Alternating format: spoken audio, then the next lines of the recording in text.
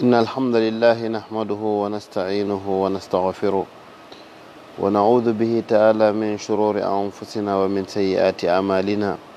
من يهده الله فلا مضل له ومن يضلل فلا هادي له، وأشهد أن لا إله إلا الله وحده لا شريك له، وأشهد أن محمدا عبده ورسوله.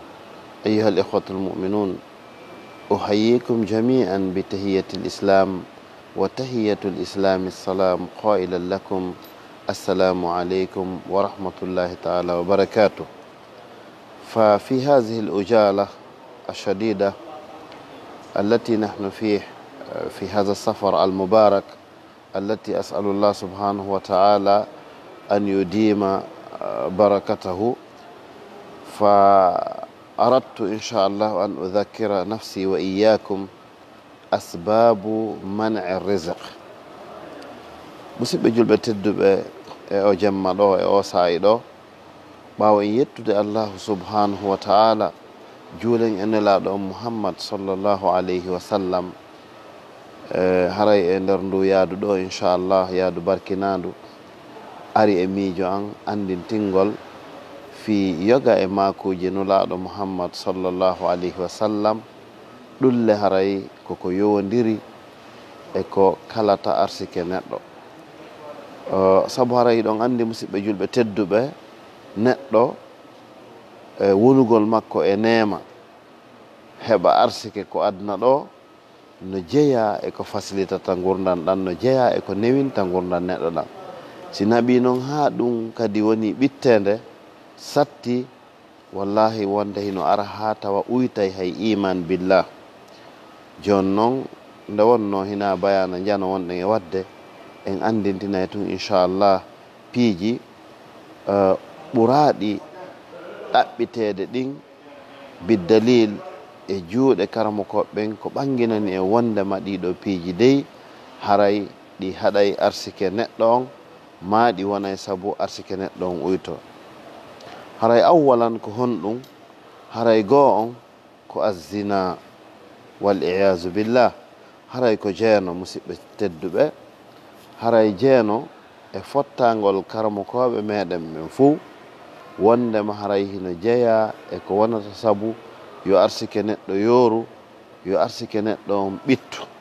donc haray koko wattante yila rene e muɗum. haray mi andintina ɗiɗo fop hiɗi mari dalil ka qur'an e ka hadis, kono sabu nde wonno hina bayana wonne wadde ko andintingol, en alay nadde e dalilji majji on. kono haray manditoɗen goo on ko wonata saabu arsike neɗɗo on ɓitta, haray ko jeeno. haray neɗɗo wallahi ɓaawa a tawde hino hentanima, hari hiɗa heɓude, hari piiji ɗin no marsude, si yeehi ha satti yurni to ndaara est ce que si tawi hara e nder programme ma on alhaali jeeno tawaka tonɗe. haray jomirawo subahana taala o daali haray jeeno innahu kana fahisha wa sa'a sabila, haray ko bonki, ko laawol kadi bongol. haray ɗum ko go'o. haray ɗiɗi on ko honɗum, haray ko naqsul mikiyal, uytugol timmingol peesugol ngol e etugol ngol. haray ɗum kadi hino boni moƴƴa musidɓe julɓe tedduɓe. haray uytay barki e golle neɗɗo ɗen, hayso o heeɓi mbuuɗi, bal adday basal, bal adday ko wiyete kon tampere tawaye nde duumoto, itta barki e ko on tigi heeɓi kon. haray noon on uytugol, etugol e peesugol, wallahi hino mari façon ji buy, kono haray koyen reno e muɗum. tigi ko toɓɓere yaaju nde haray andintinen tun e kala neɗɗo domaine makko mo gollata on, ko ɗon o uytata etugol ngol, ko ɗon o uytata peesugol. en jonnay misalu zalik, wona joni si tawi goɗɗo ko jonnaɗo ɗo contrat fittugol laawol, so fittali ber ko wi'a ko yo fittu, o daari fi o aynaka, o salike, yo andu haray o uyti etugol ngol, o uyti peesugol ngol. ɗum haray woni toɓɓere ɗimmere e ko addanta neɗɗo ɓittede ka arsike. haray toɓɓere tammere nden ko honɗum, ko adamu ita'i zaka, wasugol jonnugol zakka. haray noon nden toɓɓere kadi musidɓe julɓe tedduɓe, wallahi ko toɓɓere nde duwaɗen wattango yila e muɗum fota, surtout enen ɓe fulɓe Fuuta tawɓe hande ko e yehiyanko, koye wonɓe jindude ma yahuɓe setoyi hino ɗaɓɓude jawdi e leydi goo. Buy e meɗen wallahi ala e ittude zakka. Tawale si hiɗa mari ko heɓata 92 grammes kanŋe haray zakka on hino waɗɗima. Ɗum noon haray ko yen ɓeydu wattanguyla e mum. Haray woodi recherche waɗaɗo e karamokoɓe ɗaɓɓiteɓe ɓen ɓe inni wonde tawama e nder julɓe ɓen tigi tigi ko woni ittude zakka ko 5%. E nder julɓe temdere fof haray ko jawa woni e ittude zakka. Ɗum noon haray ko yen watta yila moƴƴa. Haray no laaɗo sallllahu alayhi wa sallam hiɓe maaki ma mana a qawmun zaka, hay nokku yimɓe haɗata ittugol zakka ɓe salo illa sallata llahu alayhim assinin, sina Allah wurta e maɓɓe kokke, o wurta e maɓɓe sattende. Donc haray ɗum ɗo woni tati. Haray nayaɓum ɗum ko honɗum ko ar riba. Riba kadi nelaɗo sallllahu alayhi wa sallam ɗon andi riba ko honɗum, mana ko ñawlugol ɓeyda. Mi ñawlima ɗo 100 ko 105 yoɓitoytami, mi ñawlima 200 ko 220 yoɓitoytami. haray ɗum koko harmi.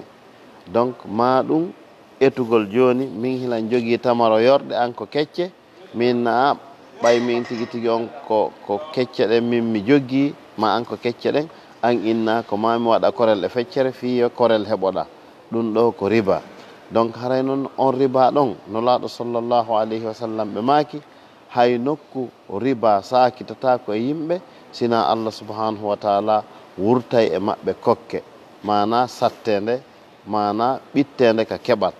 Donc haray inchallah ɗiɗo piiji nayyi manditoɗen ɗi, goo on ko azina ko jeeno ngon, ɗiɗi on ko naqsul mikyal uytugol ngol ka etugol ka peesugol, ma ɗum a uytugol ko haldida koye yo golle ka nder golle on tigga ka contrat makko, ma ɗum riba on, ma ɗum wasugol ittugol zakka. ɗiɗo piiji nayyi ɗi wonay saabu neɗɗo on o sattire ka ɗaɓɓere makko. haray noon inchallah ko ɗum ɗo mi marno andintingol on e oɗo saayi andintina hoore an. haray toro Allah subhanahu wa taala ya rab, haray miɗo e voyage nelaɗo salah sallam ɓe maki du'a ul musafir ko mustajaba, du'a kala wonɗo e voyage ude koko jaboto, surtout e oɗo saa jemma sulusul laylil akhir ka tataɓal jemma, sakkitoral ngal e ndi leydi kam wonɗo. haray mi torano on Allah subhanahu wa taala kala tawɗo hino sattira ya rab, yo Allah ittanmo sattende nden, wonɓe e newende ɓe yo Allah subhanahu wa taala dumin newende nden. haray mi torki Allah kadi kala feƴƴinɗo nde yewtere ɗo, ya rabbi Allah udditan on tigui arsike, ya rabbi Allah dandu on tigui basal, dandamo ɓittende, ya arhamar rahimin ya rabbal alamin. wa sallallahu wa sallam ala sayyidina muhammadin wa sallim. wassalamu aleykum wa rahmatullahi taala wa barakatuh. akhukum Ahmad Ba min matari Blaise Diagne fi Dakar. wassalamu aleykum wa rahmatullahi taala wa barakatuh.